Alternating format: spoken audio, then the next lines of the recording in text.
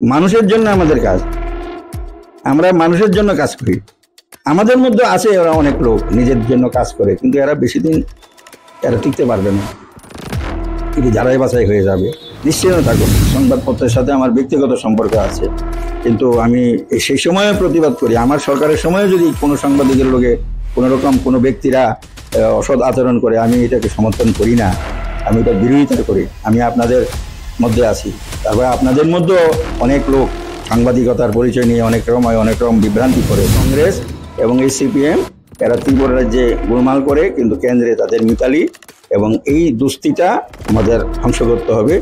এটা অনেক অনেক পরে, যখন বিপ্লবী আমার রাজ্যে আমাদের মুক্তির মহানায়ক বিপ্লব কুমার দেবকে কেন্দ্র থেকে প্রজেক্ট করা হয়েছে, বার্তা দিয়ে দেওয়া হয়েছে রাজ্যে আমাদের 18তে সরকার যে কোনো মূল্যে নিতে হবে। 89 পার্টিতে জয়েন করার পর, এবং সেইখানে অযোধ্যাতে 1990-তে সেখানে গিয়ে কর সেবায় গ্রেপ্তারও বরণ করেছি, 10 দিন জেলে ছিলাম। সমীর বর্মনের ইতিহাস ত্রিপুরার মানুষ জানে, আজকে প্রজন্ম হয়তো অনেকে জানে না।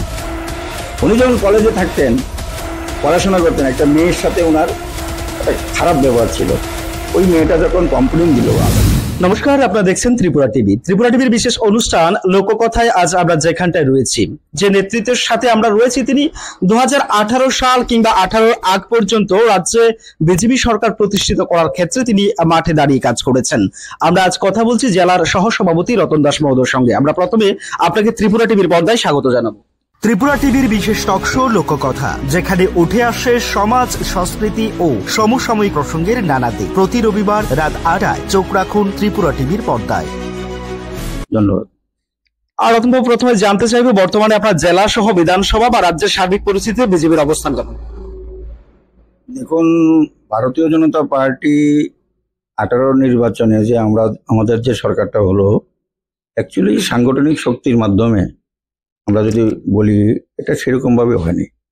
এটা হয়েছে এই রাজ্যের মানুষের একটা পরিবর্তন, আর দক্ষ সংগঠক এই রাজ্যের আপামর মানুষের কাছে, যিনি মুক্তির মহানায়ক হিসেবে নিজেকে প্রতিষ্ঠিত করতে পেরেছেন, বিপ্লব কুমার দেবের পরিচালনা, কেন্দ্রীয় সরকারের আদরণীয় নরেন্দ্রভাই মোদীজি এবং অমিত শাহজি, হেমন্ত বিশ্ব শর্মা থেকে শুরু করে সবার সহযোগিতায় এটা সম্ভব হয়েছে। বিশ্বাস হয়েছে একটা পরিবর্তনে। ধীরে ধীরে এটা সাংগঠনিক শক্তিটা এখন একটু প্রো বিজেপি হচ্ছে, একটু সময় লাগবে। আমাদের মধ্যে জেলা মণ্ডল বা রাজ্যে অনেকটা জায়গায় অনেক মানুষের মধ্যে প্রত্যাশা আছে, যে অনেক মানুষ ত্যাগ স্বীকার করে, লড়াই করে, অনেক শ্রম দিয়েছেন, অনেকের সেই প্রত্যাশা এখনো সঠিকভাবে পূরণ হয়নি, কিন্তু এটা বিশ্বাস করা যায় যে ধীরে ধীরে এটার পরিবর্তন হবে। আপনারা যে উন্নয়নের জন্য বা যার জন্য রাজ্যে পরিবর্তন আনলেন, আপনার চোখে বর্তমান সময়ে ডবল ইঞ্জিনের সরকার যেহেতু চলছে, কেমনটা উন্নয়নের লক্ষ্য আপনারা পরিলক্ষিত করছেন? অ্যাকচুয়ালি সবকা সাথ সবকা বিশ্বাস এবং সবকা বিকাশের যে পয়াদাটা, আমাদের সবচেয়ে লক্ষ্য হচ্ছে আমাদের দৃষ্টিভঙ্গিটা ফলো করতে হবে। বর্তমান বিশ্ব কিন্তু আজকে একটা জায়গায় নেই। এটা ধীরে ধীরে 2047-এ আমাদের যে রুট ম্যাপ, 2047-এ ভারত বিশ্বের সবচেয়ে বড় মহানায়ক হিসেবে নিজেকে প্রতিষ্ঠা করবে, সেই লক্ষ্যকে কেন্দ্র করে কিন্তু কাজ। এটা অনেক প্রতিষ্ঠান বা অনেক ব্যক্তি বিশেষ সঠিকভাবে না বোঝার কারণে কিছুটা এলোমেলো বা বিভ্রান্তি হচ্ছে বিভিন্ন জায়গায়। ধীরে ধীরে এটা পরিষ্কার হয়ে আসছে। আপনারা দেখতে পাচ্ছেন রাজনীতিতে কোনো শত্রু মিত্র নেই। আজকে আমাদের এই ট্রাম্প সাহেবের দেখুন কি অবস্থা আমাদের উপরে। এটা অনেক আগেও এরকম হয়েছিল, অটলজির সময়ে হয়েছিল। পোখরানে যখন 1999 পারমাণবিক বিস্ফোরণ ঘটানো হয়, সেই সময় কিন্তু আমাদের উপরে আর্থিক প্রতিবন্ধকতা এর চেয়ে আরো বেশি করে করা হয়েছিল। নরেন্দ্রভাই মোদীকে আমেরিকাতে যাওয়ার ক্ষেত্রে প্রতিবন্ধকতা সবাই আপনারা জানেন, মিডিয়ার মাধ্যমে সারা দুনিয়ার মানুষ জানে। কিন্তু আজকে এরপরের পরিস্থিতিতে অনেকটা পরিবর্তন ছিল, এখনো এটা কেটে যাবে। পাশের আমাদের এশিয়া মাইনরের মধ্যে চীন এটা অন্যতম শক্তি। সবাই তো চায় তার নিজের পক্ষে শক্তিটাকে মানে রাখার জন্য। ভারত বিশ্ব শক্তি ধররাষ্ট্র, শান্তির দেশ, গণতান্ত্রিক দেশ, সেই হিসাবে কিন্তু আমাদের পরিকল্পনা মোদিজিকে কেন্দ্র করে এবং মোদিজির ভারতের যে বিকাশ, সেটা কেন্দ্র করে কিন্তু এগিয়ে যাচ্ছে।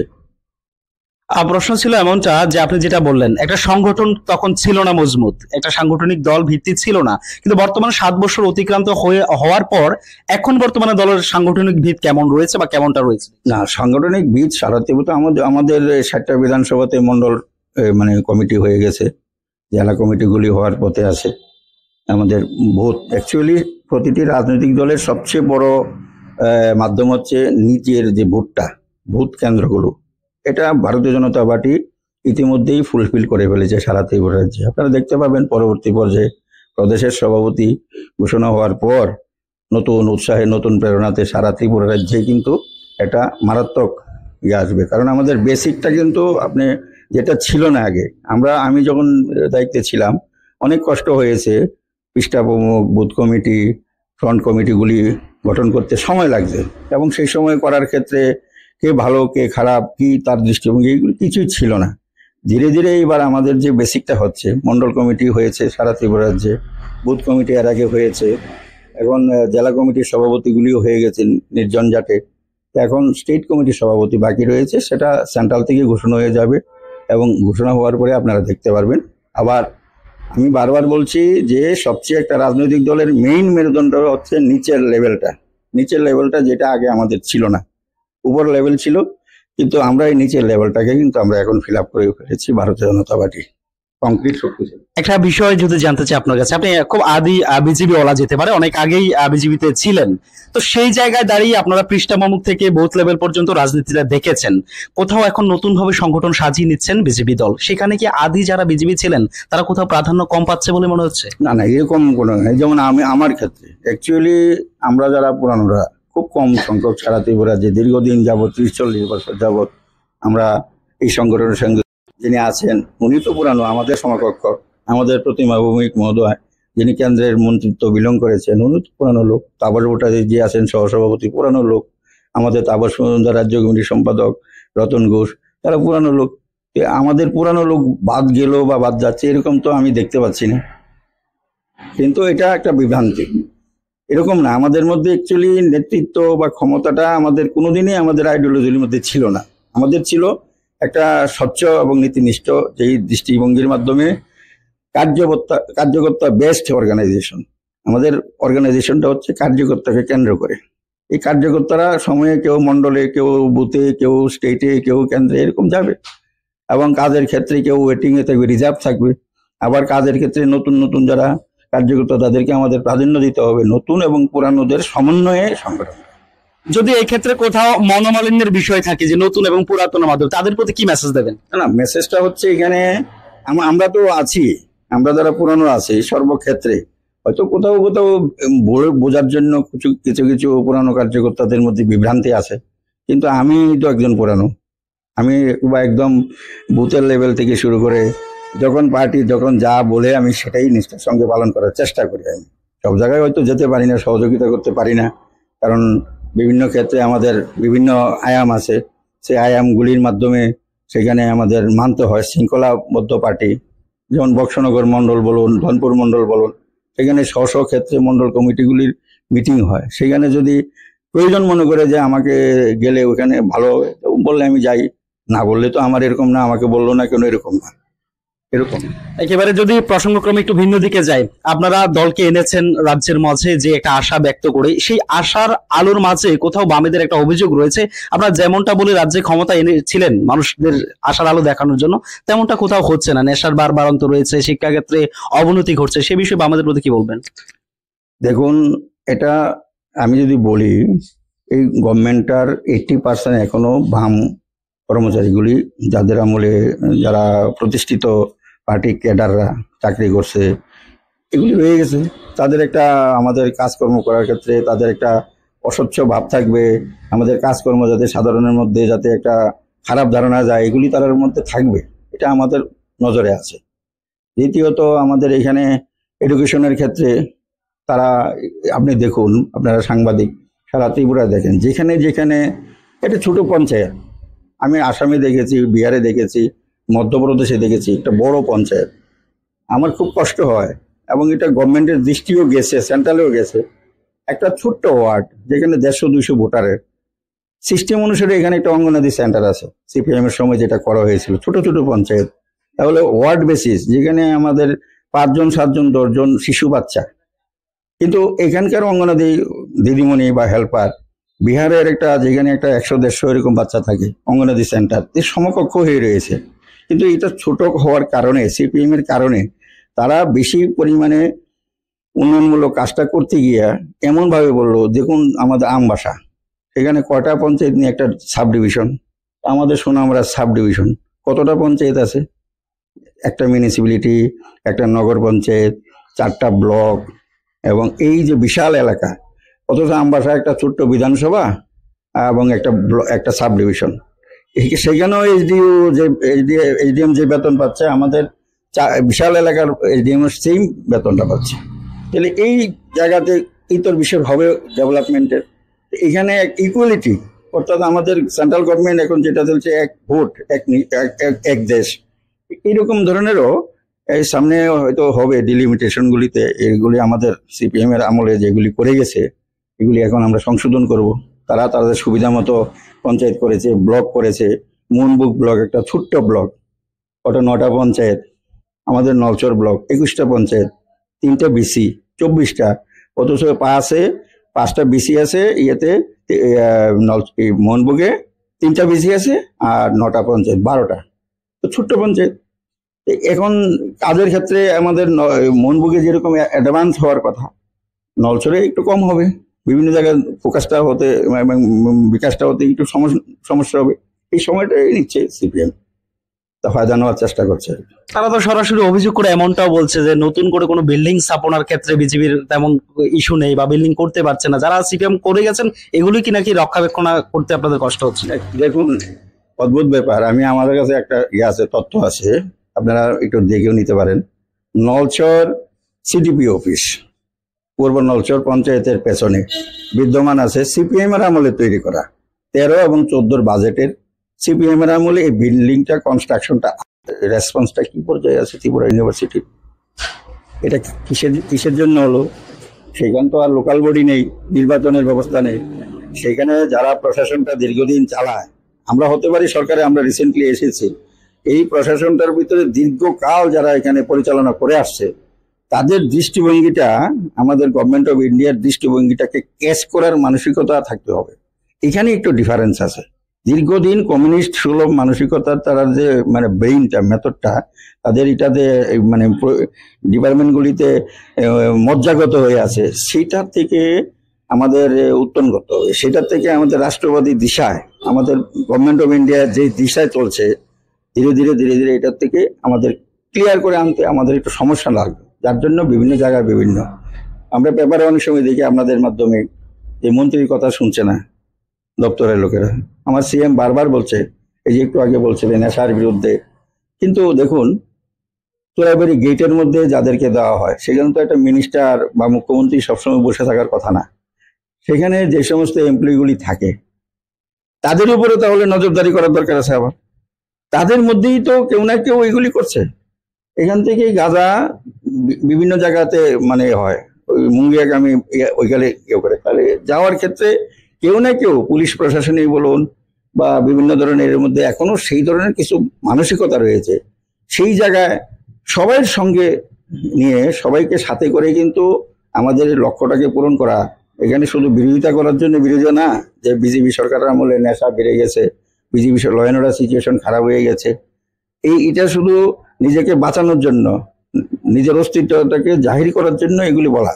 কিন্তু হাতে হাত মিলিয়ে আমাদের গভর্নমেন্ট অফ ইন্ডিয়ার যে দৃষ্টিভঙ্গি, সম্পূর্ণ নির্মূল করার ক্ষেত্রে যে দৃষ্টিভঙ্গিটা, সেই দৃষ্টিভঙ্গির সঙ্গে আমাদের তালমিলটা কতটুকু আছে এটার উপরে নির্ভর করতে। আরে আমরা যখন আমাদের লড়াইয়ের ক্ষেত্রে এই অপারেশন সিন্দুর আমাদের গভর্নমেন্ট করলো, সব পার্টি, সমস্ত লোক আমরা এক হয়ে গেল। আপনারা দেখছেন তো এর পরবর্তী কি অবস্থা হয়েছে, পোস্ট কয়জন মরল, অর্ডারটা কে দিছে, এই যে বিভিন্ন ধরনের বাতাবরণ, এইগুলি কংগ্রেস বা বামপন্থী কোশ্চেনগুলি চলছে, এইগুলি হচ্ছে আমাদের মূল জাতীয় চিন্তাধারাটাকে ক্ষতিগ্রস্ত করার মানসিকতা। আমাদের ন্যাশনালিটি, একটা জাতীয়তাবাদ, আমাদের যে ভারতবর্ষের যে ছাত্র শক্তিটা একটা নতুন উন্মেষ দেখা দিয়েছে নরেন্দ্র ভাই মোদীর নেতৃত্বে, এটা আজকে 2014 পর থেকে আজকে 25 চলছে। আপনার এই কত বছর, এই মাত্র এই বছরের মধ্যে সারা দুনিয়ার মধ্যে আজকে নজর ভারতবর্ষের দিকে। এইটা কি চারটিখানি কথা? কি ছিল ভারতবর্ষ 2014 আগে? আমরা যখন ভারতীয় জনতা পার্টি করছি 1980 সনের পার্টি প্রতিষ্ঠা হওয়ার পর, এই কয়েক মুষ্টিময় লোক, শোনো, আমরা সাব ডিভিশনে বা ত্রিপুরা রাজ্যে আমি প্রাক্তন রাজ্য কমিটির সম্পাদক ছিলাম 12 বছর। 7জন রাজ্য সভাপতি আমার আন্ডারে, আমি ওনাদের আন্ডারে কাজ করেছি 1989 পার্টিতে জয়েন করার পর। এবং সেইখানে অযোধ্যাতে 1990-তে সেখানে গিয়ে করসেবায় গ্রেপ্তারও বরণ করেছি, 10 দিন জেলে ছিলাম। আমাদের এখান থেকে আমরা গেছি। সেই যে দিশা, সেদিনকে আমরা ভাবতে পারেছিলাম কেন্দ্রে আমরা আসবো, রাজ্যে আমরা আসবো, কিন্তু আমাদের হৃদয়, আমাদের দৃষ্টিভঙ্গি, আমাদের লক্ষ্য যে ভারতবর্ষে ভারতীয় জনতা পার্টির সরকার হবে, ভারতবর্ষে রাম জন্মভূমি মন্দির হবে। অ্যাকশন হয়েছে, ভারতবর্ষে ভারতীয় জনতা পার্টির সরকার হয়েছে। 370 ধারার বিলুপ করতে হবে, 370 ধারার বিলুপ হয়েছে। তাহলে এই কাজগুলি করতে গিয়ে সারা ভারতবর্ষে এইগুলি সময় আমাদের একটু লাগতে, ধীরে ধীরে আপনারা দেখবেন। এখন আমাদের এই তো রিসেন্টলি আমাদের গভর্নমেন্ট অফ ইন্ডিয়া সিদ্ধান্ত নিয়েছে যে 2024 নেপালে করলো, তারপরে নিতে আপনারা দেখছেন, কিন্তু ভারত এর মধ্যে দাঁড়িয়ে আছে। এবং আজকে সেই এখান থেকেই আমাদের শিক্ষা নেওয়া, এখান থেকে আমাদের এগিয়ে যাওয়া, এখান থেকে আমাদের প্রেরণা নেই। আমরা যারা দীর্ঘদিন এই সংগঠনের সাথে আছি, আমাদের পদ লাগে না, আমাদের কোনো কিছু লাগে না।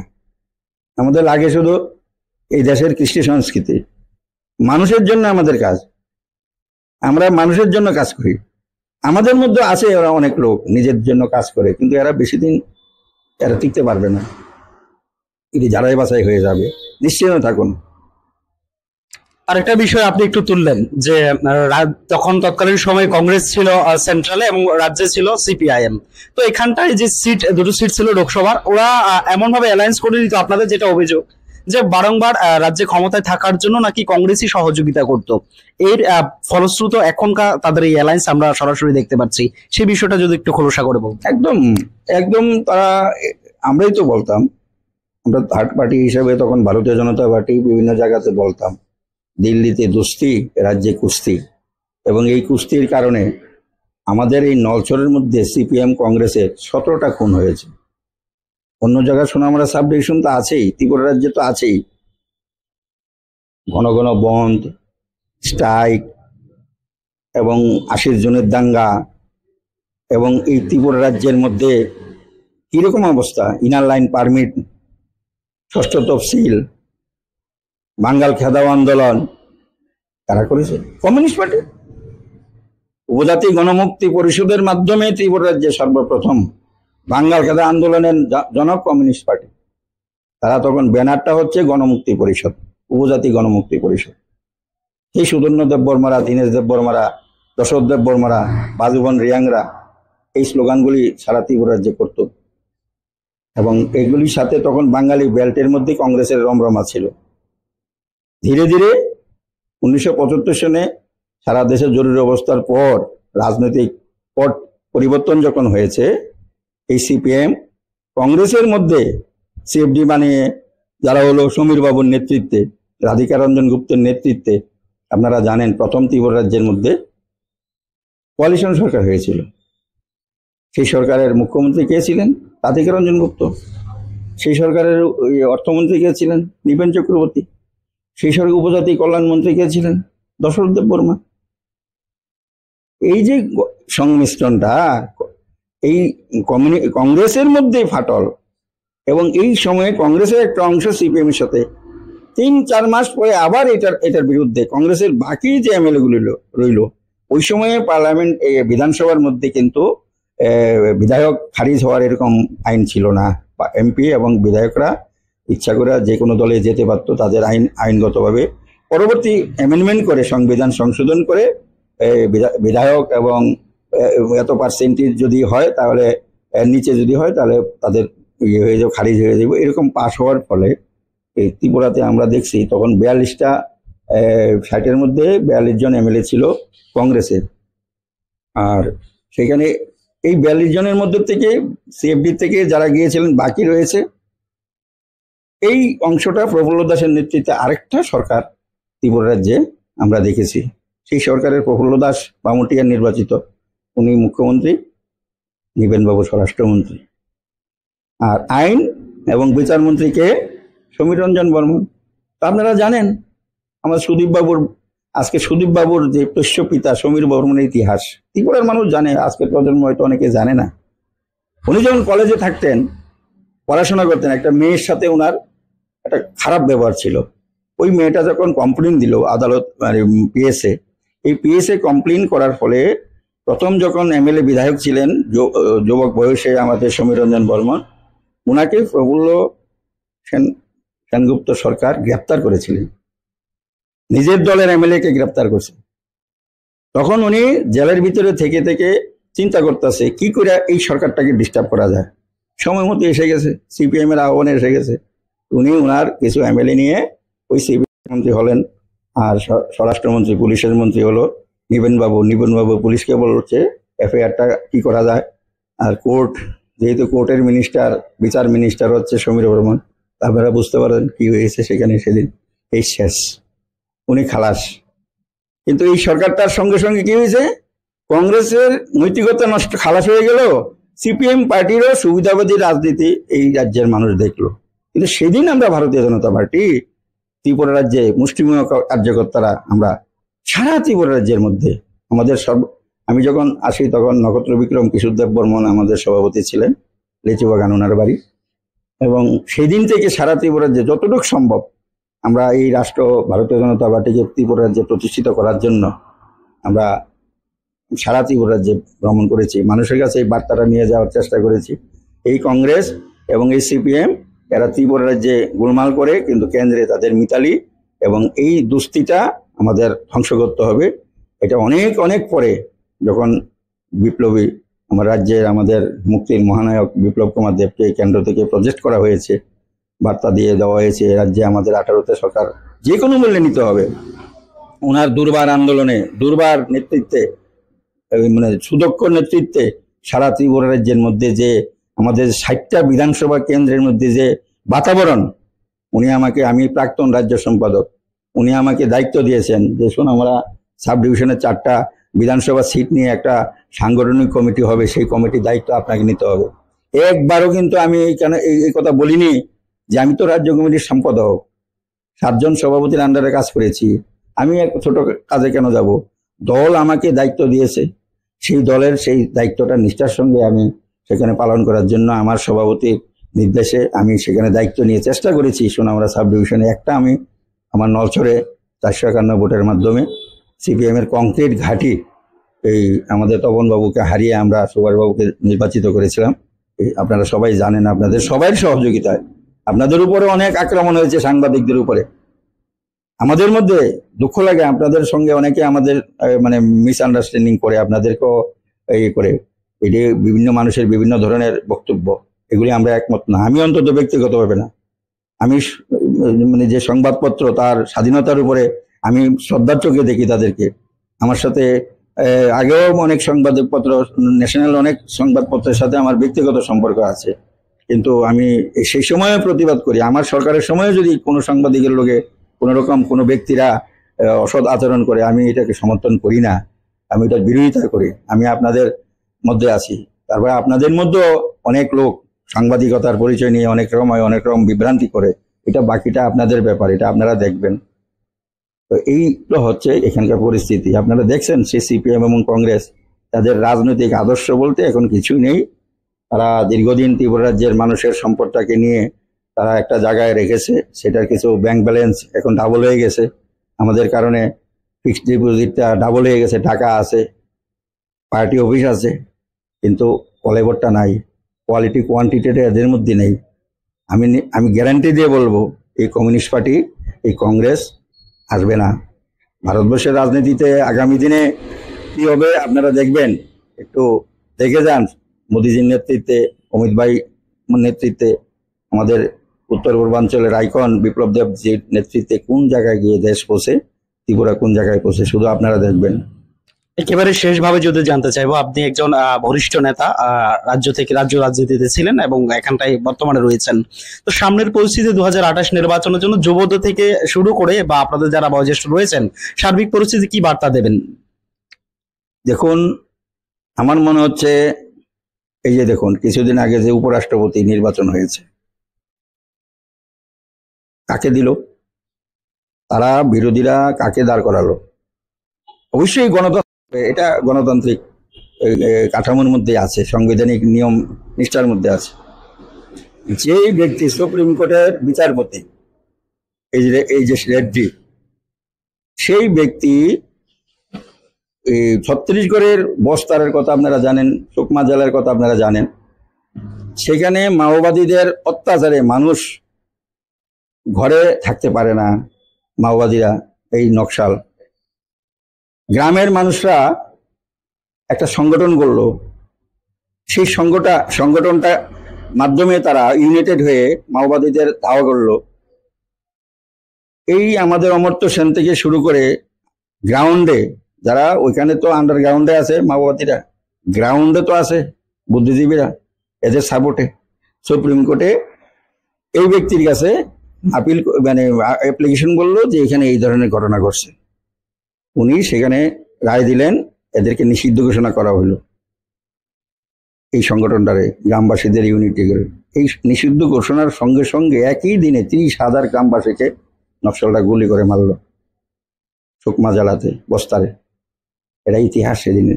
এই ব্যক্তি হচ্ছে আমাদের বিরুদ্ধে, আমাদের রাধাকৃষ্ণনজির বিরুদ্ধে আমাদের উপরাষ্ট্রপতি পদের প্রার্থী সিপিএম, কংগ্রেস, আরজেডি। এটাকে এখন অজ্ঞাত সাধারণ মানুষের কাছে এই জিনিসটা কতটুকু ফোকাস আছে। এইখানে ত্রিপুরা রাজ্যেও এই ধরনের তারা জোট করবে। কংগ্রেস সিপিএম এর জোট ত্রিপুরা রাজ্য হবে, সারা ভারতবর্ষে আছে। সিপিএম পার্টি নাই ভারতবর্ষে। আমি বললাম তো, আপনারা হয়তো আমাদের নেক্সট জেনারেশনের পরবর্তী পর্যায়ে দেখবেন, আমার কথাটা আপনারা লাগবেন, ভারতবর্ষে কমিউনিস্ট পার্টি আসবে না। আমি নমন করি আমাদের তারিগামী, মোহাম্মদ তারিগামী, কাশ্মীরের একমাত্র সিপিএম এর বিধায়ক, উনি রাজ্য সম্পাদক মোহাম্মদ তারিগামী। ভারতবর্ষের মধ্যে প্রধানমন্ত্রী, রাষ্ট্রপতিরা যে জেড ক্যাটাগরি পায়, সেই ব্যক্তি সেই জেড ক্যাটাগরিটা পায়। কয়টা কমিউনিস্ট পার্টির লোকেরা জানে? কয়টা সিপিএম এর নেতারা জানে? এবং মানুষের কাছে বলে কিরে কেন? সেই তারিগামীর গোটা পরিবার, ছেলে মেয়ে, বাবা মা পাকিস্তানি উগ্রপন্থীদের, আতঙ্কবাদীদের দ্বারা নিধন হয়েছে, খুন হয়েছে, হত্যা করা হয়েছে তার গোটা পরিবারটাকে। কমিউনিস্ট পার্টি এমএলএ হতে পেরেছে সিপিএম এর। আমার ভারত সরকার, আমার নরেন্দ্র ভাই মোদিজি ওনাকে নমন করে, আমরা নমন করি ওনাকে রাখতে হবে। এই ধরনের হোক সে সিপিএম। এই হচ্ছে প্রকৃত সিপিএম। দেশের জন্য, রাষ্ট্রের জন্য নিজের গোটা পরিবার বিপন্ন হয়ে গেছে, কিন্তু কমিউনিস্ট পার্টিরা কিছু করে না। দুঃখ লাগে। রাজনীতি করে সুবিধার জন্য। এবং কংগ্রেস, সিপিএম আপনারা দেখবেন এই এমএলএ বন্টন, তার চুক্তি হবে, সামনের বিধানসভা নির্বাচনে হবে। এবং আপনারা ওয়েট এন্ড সি, লক্ষ্য রাখেন, এর মধ্যে আমাদের স্টেট কমিটির সভাপতি হয়ে যাবে। আমরা বিশ্বাস করি আমাদের লক্ষ্য এবং উদ্দেশ্য অনুসারে, আমাদের চিন্তাধারা অনুসারে ভালো লোককেই ত্রিপুরা রাজ্যের আমাদের কেন্দ্রীয় কমিটি দায়িত্ব দেবে। আশা করি 60-এর মধ্যে ডিলিমিটেশন তো হবে, ডিলিমিটেশনের পরেই বিধানসভা নির্বাচনটা হবে। আশা করি 2-4টা-5টা সিট পাইব কিনা সন্দেহ আছে কংগ্রেস এবং সিপিএম এর। একেবারেই এতক্ষণ আমাদের সাথে লোককথার বিশেষ অনুষ্ঠানে ছিলেন রতন দাস, যিনি সহসভাপতি এই জেলারই। আমরা ছিলাম লোককথার বিশেষ অনুষ্ঠানে। আপনাদেরকে পরবর্তী অনুষ্ঠানগুলির দেখার আমন্ত্রণ জানিয়ে আজকের মতো বিদায় নিচ্ছি। শুভরাত্রি।